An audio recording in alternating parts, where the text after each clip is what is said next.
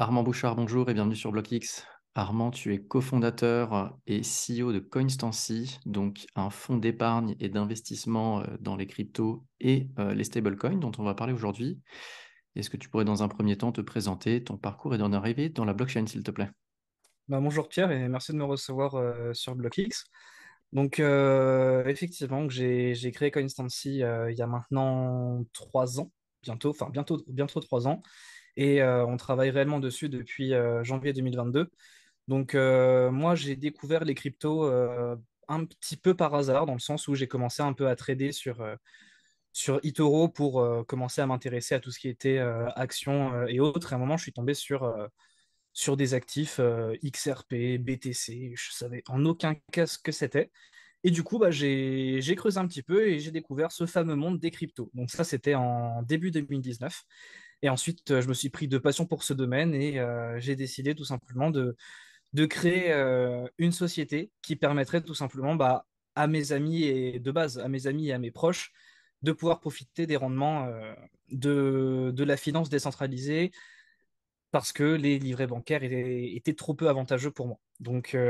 J'ai créé Constancy et au final, ça s'est pas arrêté qu'à de l'épargne parce qu'on est aussi parti sur de l'investissement et on va essayer de créer quelque chose d'un petit peu tentaculaire, quoi.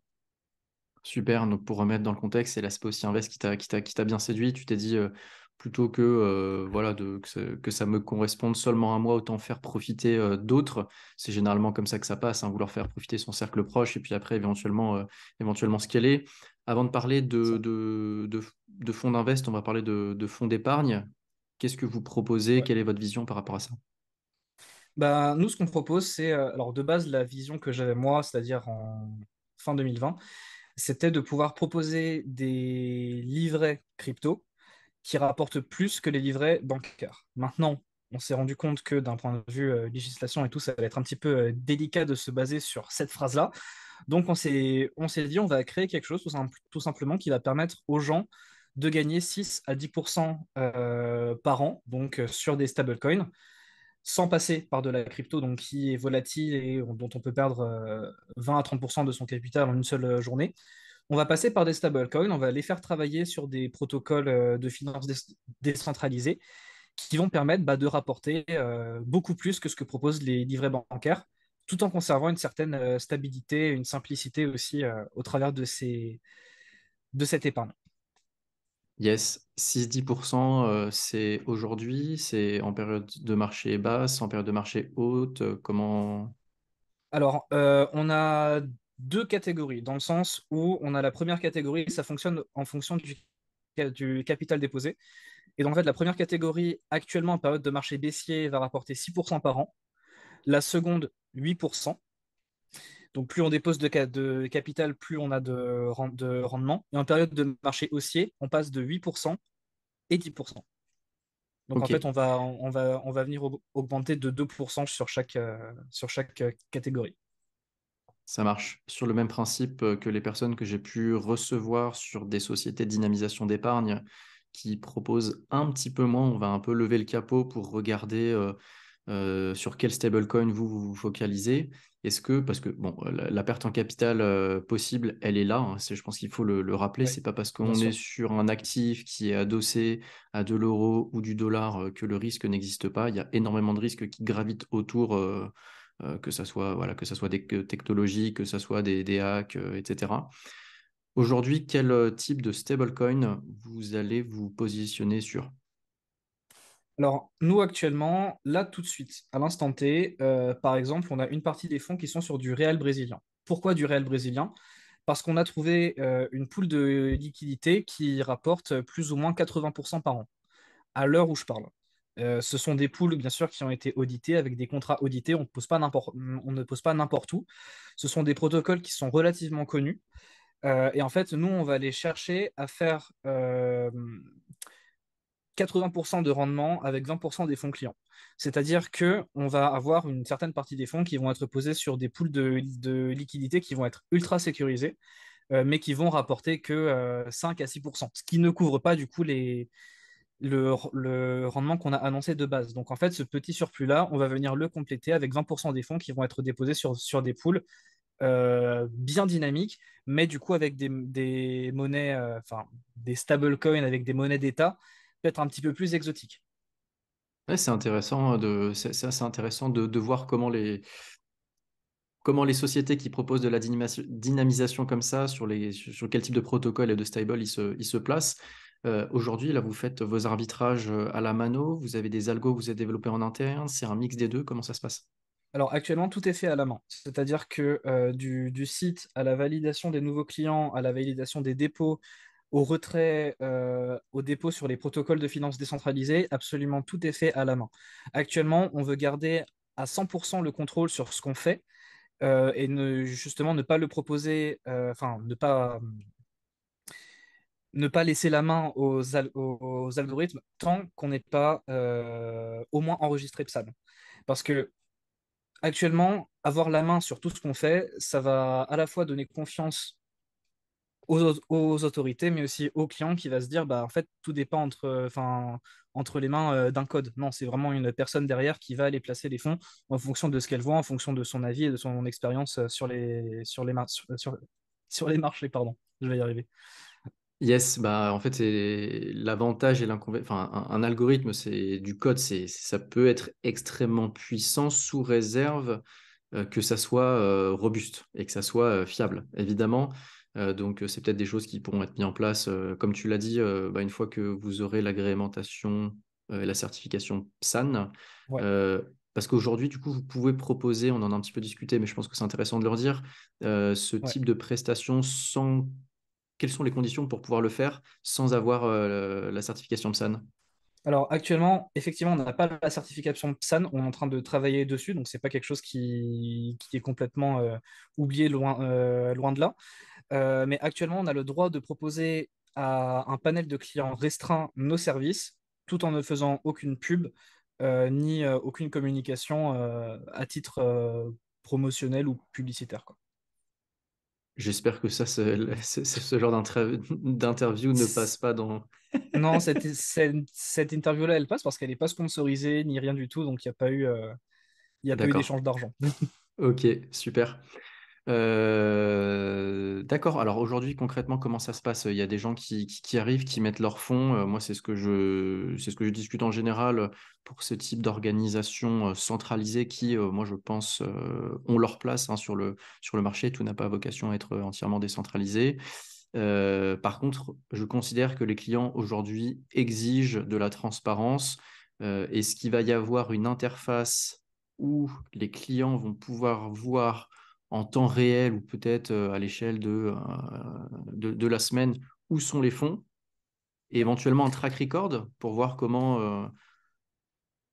Alors justement, enfin, il y a un espace client du coup qui a été développé et justement là on sort une V2 du site donc le 1er décembre. Je ne sais pas quand est-ce que l'interview sera postée, mais si c'est après le 1er décembre, dans tous les cas, le site est là avec la version numéro 2 et la version 2 aussi de l'espace client. Et donc, dessus, quand le client s'inscrit, il est guidé en fait tout au long de son parcours, c'est-à-dire qu'on a revu complètement l'onboarding, c'est-à-dire qu'on va venir s'inscrire, on va passer le KYC, on a signé un partenariat avec Synapse pour réaliser nos KYC.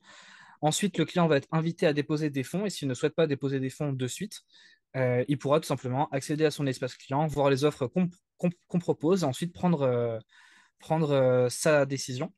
Et du moment qu'il aura posé des fonds sur l'une de nos offres, il pourra voir là où est placé son argent, sur quels actifs, et voir du coup la valeur de son capital varier du coup tous les jours. C'est-à-dire que le capital, du moins sur l'offre d'épargne, est mis à jour tous les jours, et celui sur l'offre d'investissement est mis à jour, je crois, toutes les 10 minutes, si je dis pas de bêtises.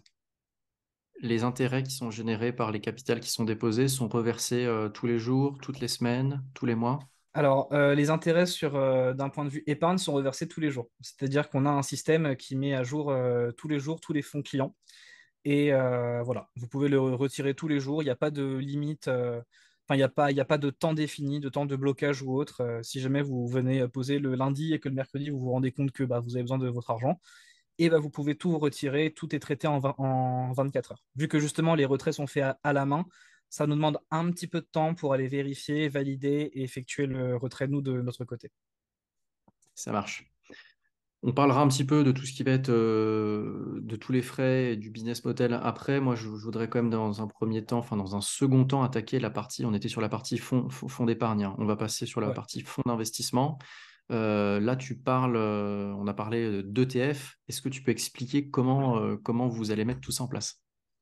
Alors, je parle d'ETF, c'est pour donner une vision que le plus grand nombre pourrait connaître et pourrait s'identifier. En fait, on va aller créer différents thèmes qui vont être par exemple le thème métaverse, finance décentralisée, exchange décentralisé, NFT. Et en fait, on va aller mettre dans chaque thème 4 à 6 actifs qui vont être répartis selon une répartition qu'on aura choisie de nous et qui va être montrée au client pour que ce dernier puisse choisir là où il veut poser son argent. Et donc, en allant poser son argent sur un de ces ETF, donc un de ces fonds à thème, et ben le client pourra voir combien est-ce qu'il détient de tokens via cet ETF et son capital, du coup, sera mis à jour, il me semble, toutes les 10 minutes. Ok.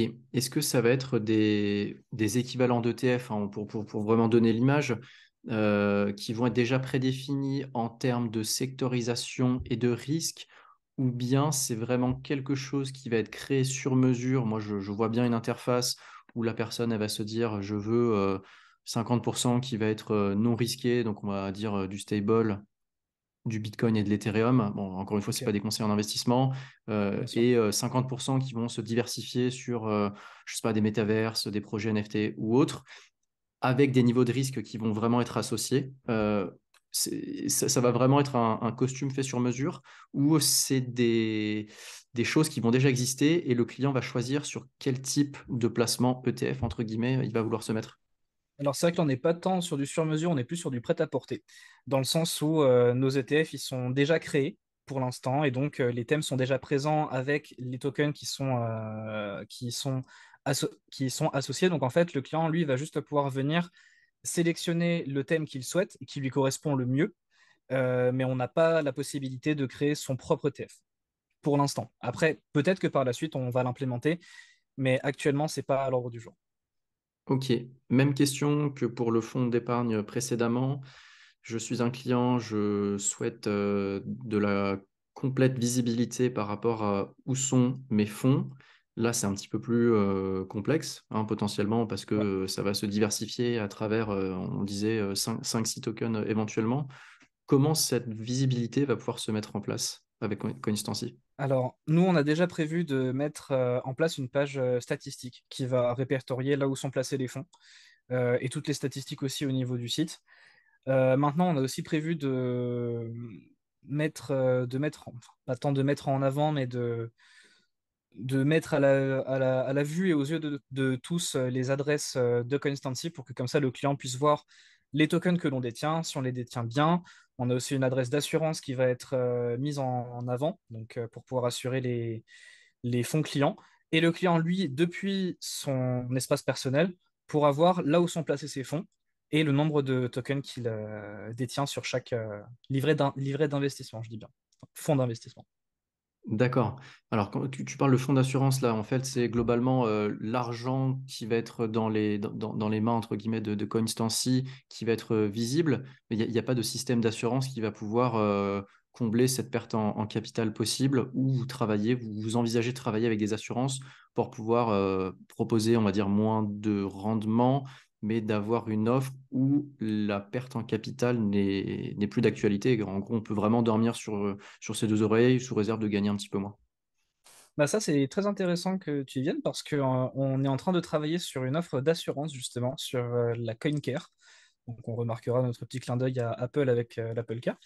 Mais on est en train donc de travailler sur CoinCare qui serait une assurance. On hésite à travailler avec des assurances comment dire, physiques ou alors sur des protocoles, sur des protocoles décentralisés, pardon. Mais on réfléchit justement à une assurance CoinCare qui pourrait être prise en option avec les mêmes rendements que ceux actuels, mais du coup avec un léger surcoût. On est en train de travailler là-dessus. C'est pas encore défini, Mais ensuite, le fonds d'assurance que nous, on met en place, il va être alimenté de manière mensuelle et aussi grâce aux bénéfices qu'on va faire, on va en verser une partie dedans.